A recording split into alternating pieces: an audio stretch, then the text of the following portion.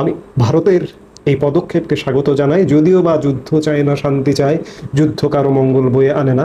এটা যদি কূটনৈতিকভাবে সমাধান করা যেত ভালো হতো, কিন্তু যেহেতু যায়নি সেহেতু আমার ভারতের প্রতি পূর্ণ সমর্থন আছে। এই জন্যই কারণ ভারত আমার বাংলাদেশের অকৃত্রিম বন্ধু, বাংলাদেশের জন্মের প্রধান সহযোগী। সেই জায়গায় ভারতের যে কোনো পদক্ষেপের প্রতি আমার অগাধ বিশ্বাস, অগাধ আস্থা আছে, কারণ আমি যুক্তিতেই মুক্তি এই কথাটা বিশ্বাস করি। আমি ভারত পাকিস্তান উত্তেজনা কিংবা ভারত বাংলাদেশ সম্পর্কটা সবার আগে চিন্তা করি। আমি কদিন আগে এই চ্যানেলে একটা ভিডিও দিয়েছিলাম যে ধূর্ত শিয়ালের উদাহরণ টেনে, যে লেস কাটা শিয়াল। ইতিমধ্যে পাকিস্তান গত 9 মাসের বাংলাদেশে আওয়ামী লীগ সরকার চলে যাবার পরে গত 9 মাসের বাংলাদেশে ভারতের সাথে বাংলাদেশের সম্পর্কটা একদম তলানিতে নামিয়ে ফেলতে সক্ষম হয়েছে। পাকিস্তানের সাথে ভারতের সম্পর্ক চরম খারাপ। ভারতের সাথে আমি ওই যে লেস কাটা শিয়ালের কথা যদি বলি, পাকিস্তানের লেসটা কাটা, বাংলাদেশেরও লেসটা কেটে ফেলতে ইতিমধ্যে সক্ষম হয়েছে। কিন্তু বাস্তবতা হচ্ছে বাংলাদেশ এবং পাকিস্তান দুটোর সম্পূর্ণ ভিন্ন প্রেক্ষাপট। যদিও পাকিস্তানও বর্ডার কান্ট্রি ভারতের সাথে, বাংলাদেশও, কিন্তু ভারত বাংলাদেশ নানাভাবে সম্পর্কযুক্ত।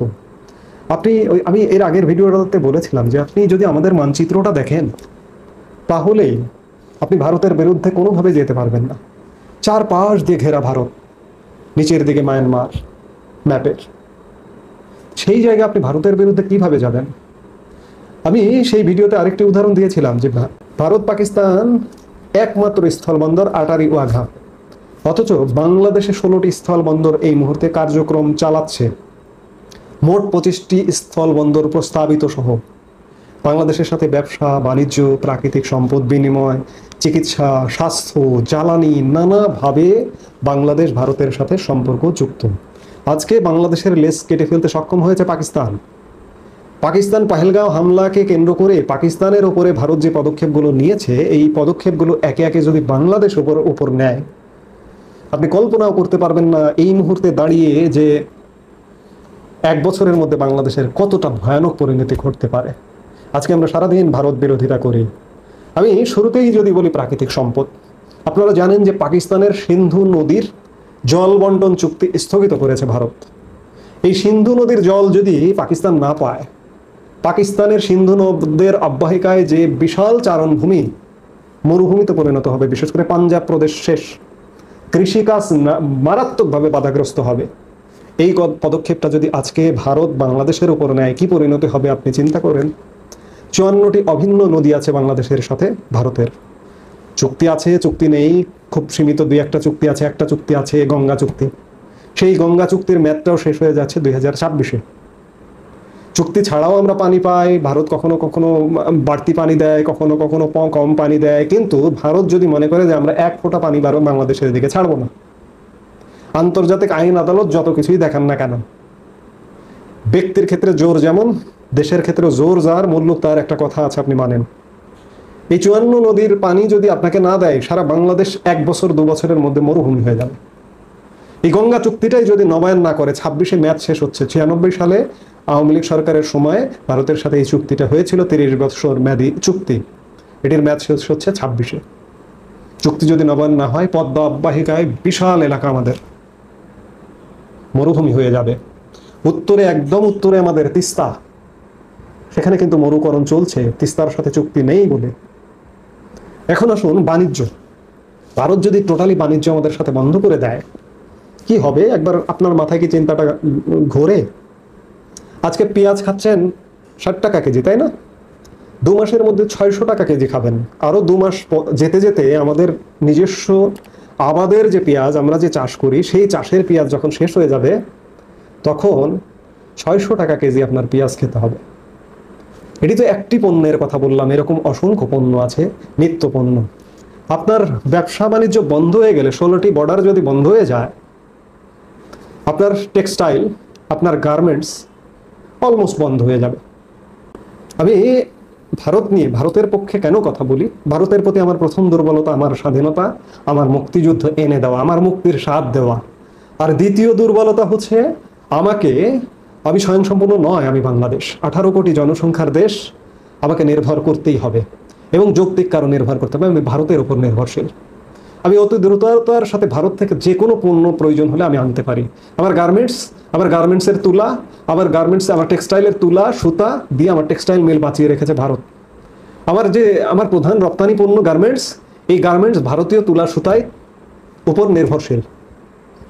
আজকে যদি ভারত বাণিজ্য বন্ধ করে দেয়, আমার টেক্সটাইল গার্মেন্টস সব বন্ধ হয়ে যাবে, 50%-এর বেশি বন্ধ হয়ে যাবে। দূর দেশ থেকে আমদানি করে 50%ও আপনি চালাতে পারবেন না, হয়তো 30% চালিয়ে রাখতে পারেন। উন্নয়ন অংশীদার, অবকাঠামো অংশীদার, আমাদের এখানে নানা রকম বিনিয়োগ আছে, সড়কে বিনিয়োগ আছে, রেলে বিনিয়োগ আছে, নানা রকম উন্নয়ন অবকাঠামোতে বিনিয়োগ আছে। ইতিমধ্যে এগুলো স্থগিত করেছে, কিছু চলমান প্রকল্প ছিল সেগুলো স্থগিত করেছে। ভারতের সাথে আমাদের জ্বালানি শক্তির সম্পর্ক আছে। এই যে আমরা যে বিদ্যুৎ, বাংলাদেশের টোটাল চাহিদার ভারতের একটি মাত্র কোম্পানি আদানি বাংলাদেশের টোটাল চাহিদার 10% বিদ্যুৎ সরবরাহ করছে।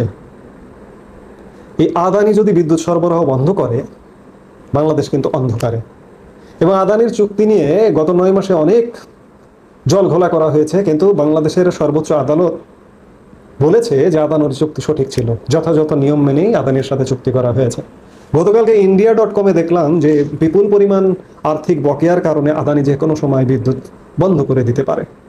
ত্রিপুরা থেকে আমাদের কিছু বিদ্যুৎ আসে, আমাদের ভারত থেকে ডিজেল আসে, পাইপলাইনে ডিজেল আসে উত্তরবঙ্গের পার্বতীপুরে। সেই ডিজেল যদি, এই যে আমাদের শুষ্ক মৌসুম, এই যে আমাদের চাষবাসের সময় ডিজেল যদি বন্ধ করে দেয়, আমাদের চাষবাস, আমাদের ডিজেল ইঞ্জিন দিয়ে যে পানির পাম্প চলে বন্ধ হয়ে যাবে, পরিবহন বন্ধ হয়ে যাবে, আমরা জ্বালানি সংকটে পড়ব। ইতিমধ্যে আমরা চিকিৎসা সংকটে পড়ে গেছি। চিকিৎসা, ভারতের সাথে আমাদের সব ধরনের ভিসা এক প্রকার বন্ধ, কিন্তু শুধুমাত্র নামমাত্র চিকিৎসা এবং শিক্ষার্থী ভিসা চালু আছে, কিন্তু সেগুলো নামমাত্র। চিকিৎসা ভিসা অ্যাপ্লিকেশন করলেও খুব কম সংখ্যক সেটি দেওয়া হয়, যার কারণে বাংলাদেশের বিপুল সংখ্যক জনগোষ্ঠী চিকিৎসা সেবা থেকে বঞ্চিত হচ্ছেন। যে বা যিনি ভুক্তভোগী তিনি বোঝেন। আপনি ভারত বিরোধিতা, ভারত বয়কট করে আপনি লাফাচ্ছেন, কিন্তু যার অসুস্থতা তিনি বোঝেন। আমি আরেকটি গুরুত্বপূর্ণ কথা বলবো যে পাকিস্তানের সাথে ভারতের আকাশ সীমা পাকিস্তানের জন্য ভারত বন্ধ করে দিয়েছে, পাকিস্তানও সেটি করেছে। পাকিস্তান ভারতের ম্যাপটা দেখবেন যে এক পাশে 3300 কিলোমিটার বর্ডার ভারত পাকিস্তানের এক পাশ দিয়ে, কিন্তু বাংলাদেশের ম্যাপটা আপনি দেখুন 4 পাশ দিয়ে ঘেরা। ভারত যদি আপনার আকাশ সীমা বন্ধ করে দেয়, আপনি ভয়ঙ্কর বিপদে পড়ে যাবেন। এবং আরও উদ্বেগের বিষয়, আমাদের সীমান্ত হচ্ছে ভারত আর মিয়ানমার। ইতিমধ্যে বাংলাদেশের অন্তর্বর্তীকালীন সরকার, দখলদার সরকার, মিয়ানমারের সাথেও কূটনৈতিক সম্পর্ক খারাপ করে ফেলেছে মিয়ানমারের বিদ্রোহী গোষ্ঠীকে সমর্থন দিতে গিয়ে। মিয়ানমারের সাথে ভারতের সম্পর্ক চমৎকার, মিয়ানমার সরকারের সাথে, কারণ মিয়ানমারে ভারতের খুব বড় ধরনের বিনিয়োগ আছে। মিয়ানমারের রাখাইন রাজ্যের সিতুয়াতে, রাজধানী রাখাইন রাজ্যের সিতুয়াতে ভারতের গভীর সমুদ্র বন্দর আছে।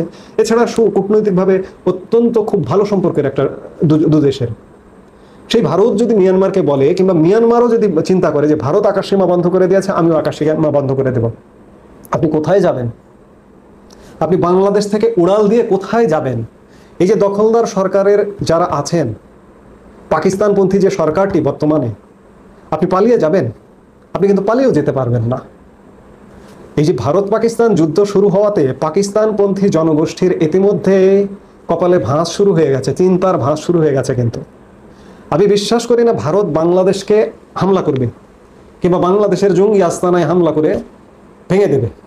কিন্তু ভারত অন্ততপক্ষে যদি ভাতে মারতে চায়, পানিতে মারতে চায়, আকাশ পথে যদি মারতে চায়, আপনাকে মেরে শেষ করে দিতে পারে। আজকে ভারত পাকিস্তান যুদ্ধ হওয়াতে এই যে বাংলাদেশ ধ্বংসকারী সমন্বয়করা আছে না, তাদের ইতিমধ্যেই পাকাপা শুরু হয়ে গেছে। জামাতের আমির ইতিমধ্যে একটা ফেসবুক পোস্ট দিয়েছেন এই যুদ্ধ নিয়ে, যুদ্ধটা কূটনৈতিকভাবে সমাধান হবে ইত্যাদি। জামাত পাকিস্তানপন্থী যে জামাতের আমিরের ফেসবুক পোস্টের কমেন্টে গিয়ে দেখুন, এই জামাতিরা বলছে যে পাকিস্তান জিন্দাবাদ, ভারত মুর্দাবাদ। মুর্দাবাদ কে হবে? ভারত যদি ইনিশিয়েটিভ নেয়, ভারত ভাতে মারবে, পানিতে মারবে। বাংলাদেশের লেজ ইতিমধ্যেই পাকিস্তান কেটে দিয়েছে ভারতের সাথে।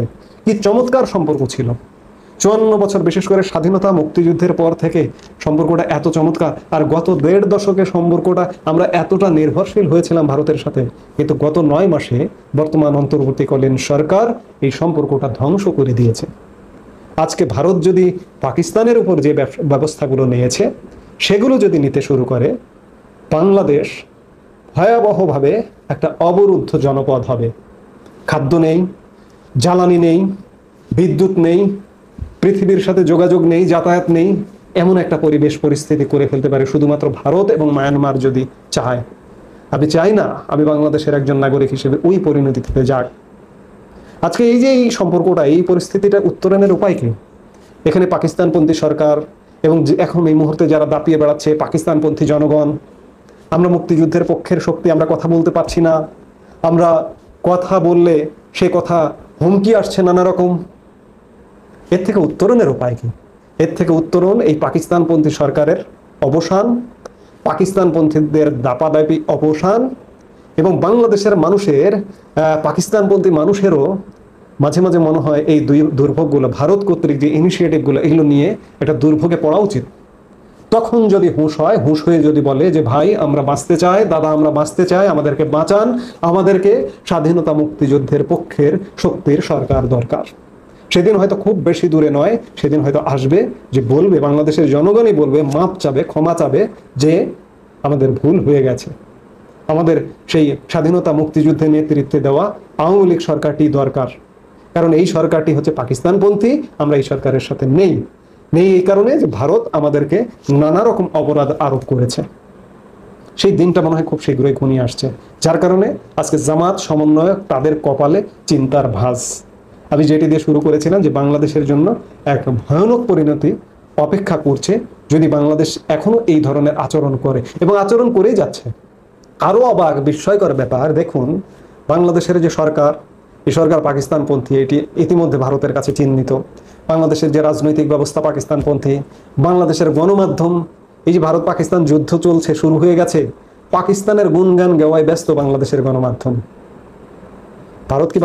ভারতের জনগণ কিন্তু চায় যে বাংলাদেশের জনগণকে শায়েস্তা করা উচিত।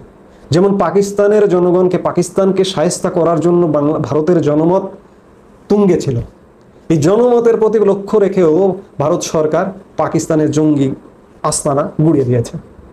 ঠিক তেমনি এই মুহূর্তে ভারতের জনগণ বাংলাদেশের উপরেও সংক্ষুব্ধ। আমার এই যে বিভিন্ন পোস্টে, বিভিন্ন ভিডিওতে কমেন্টে গেলে বুঝতে পারেন, আমি বুঝতে পারি। আমি চাই না বাংলাদেশের জনগণের এমন পরিণতি হোক, সেই পরিস্থিতির আগেই বাংলাদেশের জনগণ অন্ততপক্ষে বুঝুক, বোধোদয় হোক, এটিই চাই।